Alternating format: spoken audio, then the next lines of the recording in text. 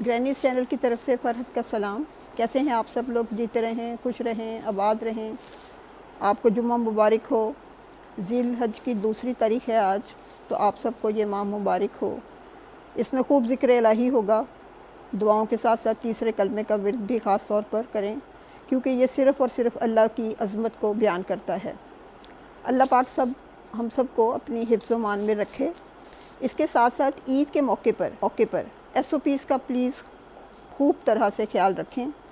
جان کی حفاظت کرنا بھی عبادت ہے، کیونکہ یہ اللہ کی بہت بڑی نعمت ہے اور اس کی حفاظت کرنا خیر ہمیں ہی چاہیے۔ دوسرے، آج جو میں سب سے اہم مسئلے پہ جو بات میں کرنا چاہ رہی تھی، وہ تقریباً ہر گھر میں ہے اور ہر ایک پہ آتا ہے، تو اس کا نام ہے غصہ۔ تو غصہ ویسے بھی حرام ہے، لیکن یہ اس کے اوپر کسی کا اختیار نہیں ہے، اور یہ ظاہر ہے کہ کوئی ایکسٹرنل وجوہات ہم سمجھتے ہیں کہ ہیں جس کی وجہ سے ہمیں آتا ہے۔ اب غصے کی جو تعریف ہے وہ ہے کہ strong feeling of annoyance and displeasure, یعنی بے انتہا سخت غم و غصہ اور خوشی کا پیدا نہ ہونا یا خوشی کا اظہار محسوس نہ ہونا۔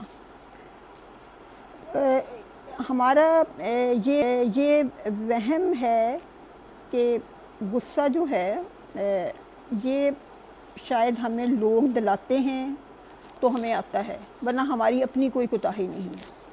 لیکن دراصل بات یہ ہے کہ غصے کا کوئی وجود نہیں ہے، جس طرح کہ کسی اندھیرے کا وجود نہیں ہے، یہ صرف روشنی نہ ہونے کی وجہ سے ہمیں اندھیرا محسوس ہوتا ہے، اسی طرح غصے کا بھی کوئی وجود نہیں ہے۔ اب اس کے متعلق ہم دیکھتے ہیں آگے چل کے کہ اس کے بارے میں ہم کیا کیا بات کر سکتے ہیں۔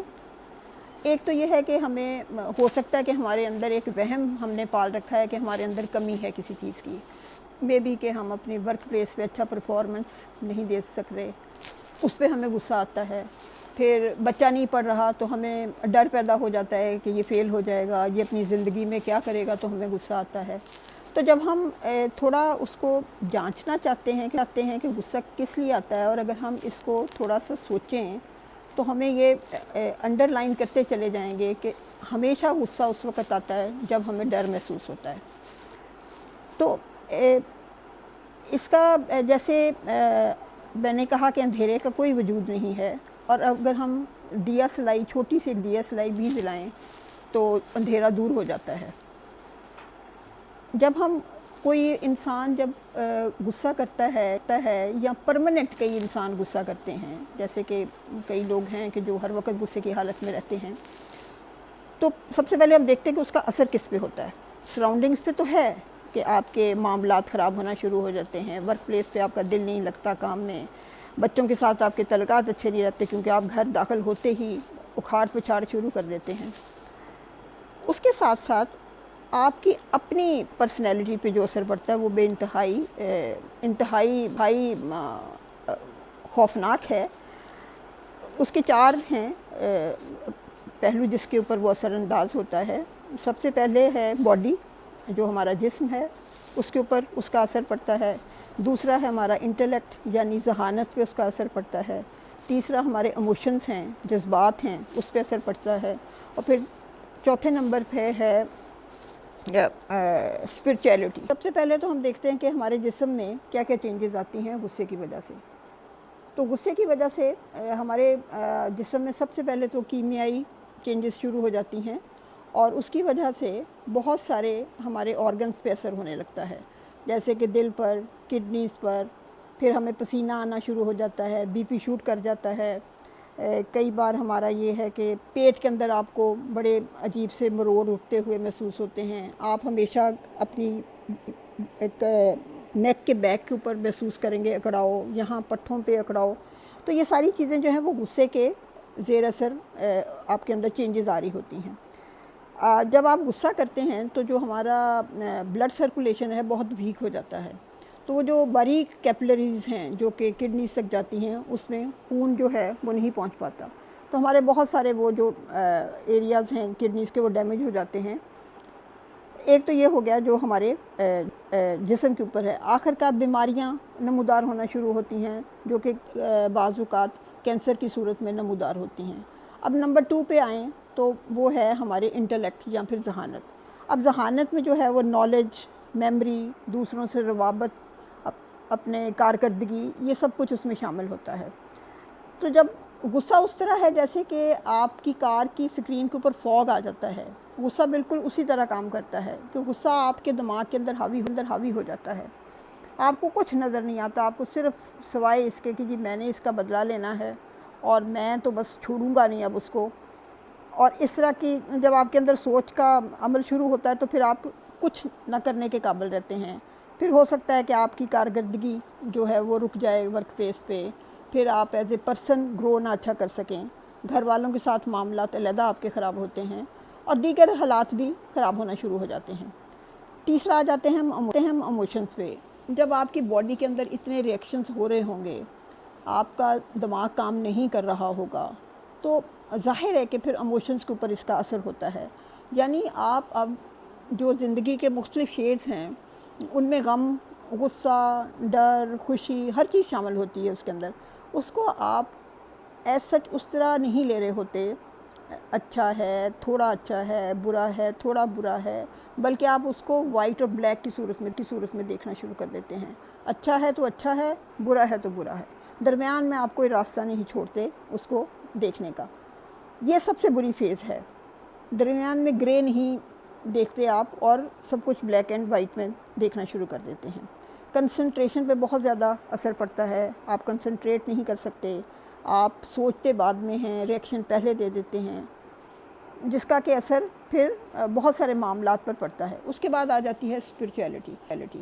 اب اسپرچویلٹی جو ہے اس میں سے ہم دینی پہلو کو علیحدہ رکھتے ہوئے دیکھتے ہیں کہ ہمارا زندگی کا پرپس کیا ہے. ہمارے ایک تو ہے کہ ریلیشن شپس ہیں، دوسرا ہے کہ ہمارا انتہائی بلند پرپس جو ہمیں زندگی اچھی گزارنے کا، بہترین کرنے کا جو پرپس ہوتا ہے وہ غصے کی حالت میں آہستہ آہستہ ویک ہوتا چلا جاتا ہے، جس کو پھر ہم قابو نہیں پا سکتے.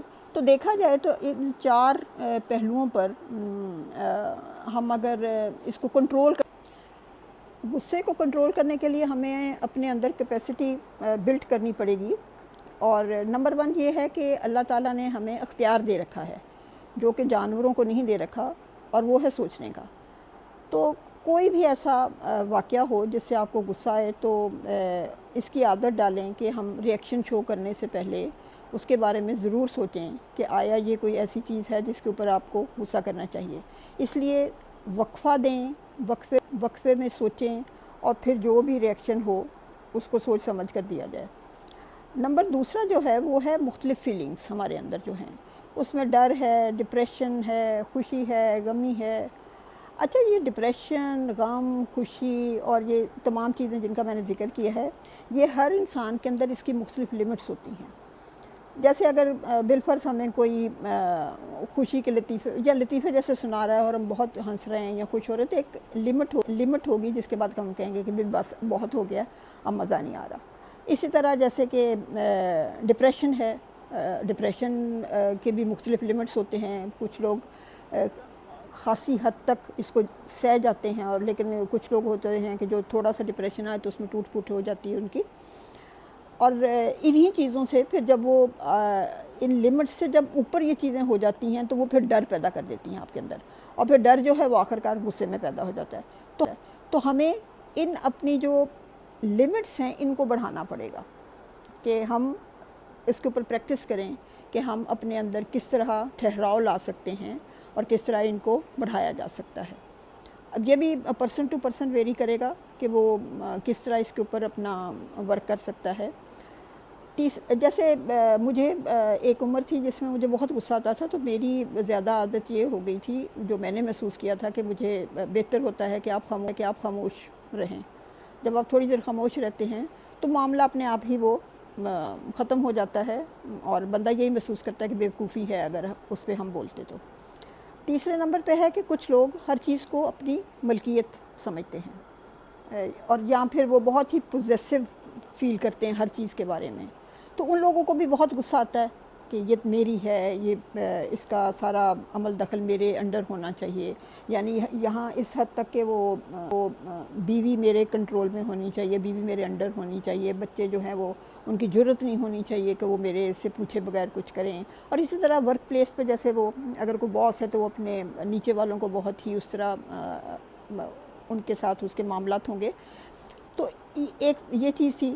تیسرا یہ ہے کہ تکبر نہیں ہونا چاہیے آپ کے اندر۔ ایک تو اللہ تعالیٰ بھی تکبر کو پسند نہیں فرماتے۔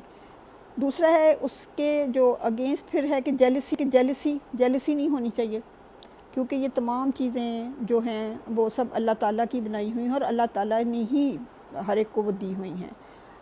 کسی کی محنت سے ہیں، کسی کی لک سے ہیں، کسی کی اپنا اللہ تعالیٰ کی برکات سے ہیں۔ تو اس کے بارے میں ہمیں نہ تو تکبر اپنانا چاہیے اور نہ ہی کسی سے جیلس ہونے کی ضرورت ہے۔ اور اس پہ بھی میرا خیال ہے کہ ہمیں آہستہ آہستہ اس پہ اگر کام کرتے رہیں تو اس پہ ہم قابو پا سکتے ہیں، کسی نہ کسی حد تک ضرور پا سکتے ہیں۔ اچھا، اس کے بعد سب سے جو اہم نقطہ ہے میری نظر میں وہ یہ ہے کہ اگر ہم اپنے آپ کو احساس دلواتے رہیں، یاد کرتے رہیں کہ ہم نے مر جانا ہے، آخر کار ہم نے اس دنیا سے چلے جانا ہے اور یہ چیزیں جو ہیں وہ یہیں کی یہیں رہ جائیں گی، تو میرا خیال ہے کہ ہم اپنے قابو بھی پا سکیں گے اور ہم اپنے اندر اپنے آپ کو محسوس بھی کر سکیں گے کہ ہم دوسروں سے بڑے نہیں ہیں اور دوسروں کا بھی اتنا ہی حق ہے جتنا کہ ہمارا ہے۔ اس کے بعد سب سے بڑی بات یہ ہے، ایک میں کسی جگہ گپ شپ ہو رہی تھی تو ہمیں محسوس ہوا کہ جو خود احتسابی کا عمل ہے وہ ایک بڑا ہی یونیک سا وے ہے غصے کو کنٹرول کرنے کا۔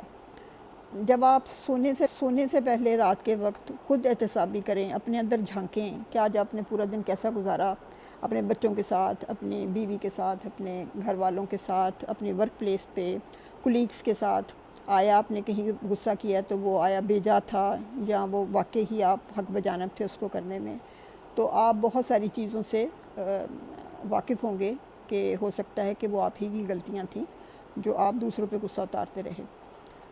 سب سے آخر پہ جو اہم نقطہ ہے وہ تو اللہ تعالیٰ کا فرمان ہے کہ لوگوں کو معاف کرو تو میں تمہیں معاف کرتا ہوں۔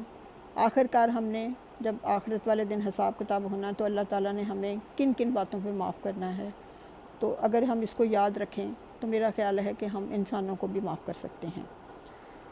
اللہ تعالیٰ ہمیں توفیق عطا فرمائے کہ ہم اس پر دھیان دے سکیں، غصے کو کنٹرول کر سکیں اور اللہ تعالیٰ ہماری خطاؤں کو معاف کرے۔